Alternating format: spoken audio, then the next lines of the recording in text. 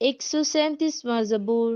ہاں بابل کی ندیوں پر بیٹھے اور سیون کو یاد کر کے روئے، وہاں بیت کے درختوں پر ان کے وسط میں ہم نے اپنی ستاروں کو ٹانگ دیا، کیونکہ وہاں ہم کو اسیر کرنے والوں نے گیت گانے کا حکم دیا اور تباہ کرنے والوں نے خوشی کرنے کا، اور کہا سیون کے گیتوں میں سے ہم کو کوئی گیت سناؤ۔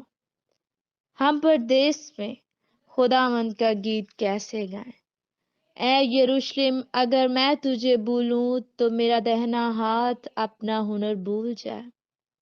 اگر میں تجھے یاد نہ رکھوں، اگر میں یروشلم کو اپنی بڑی سے بڑی خوشی پر ترجیح نہ دوں، تو میری زبان میرے تالوں سے چپک جائے۔ اے خداوند، یروشلم کے دن کو بنی ادوم کے خلاف یاد کر، جو کہتے تھے اسے ڈھا دو، اسے بنیاد تک ڈھا دو۔ اے بابل کی بیٹی جو ہلاک ہونے والی ہے، وہ مبارک ہوگا جو تجھے اس سلوک کا جو تو نے ہم سے کیا بدلا دے۔ وہ مبارک ہوگا جو تیرے بچوں کو لے کر چٹان پر پٹک دے۔ آمین۔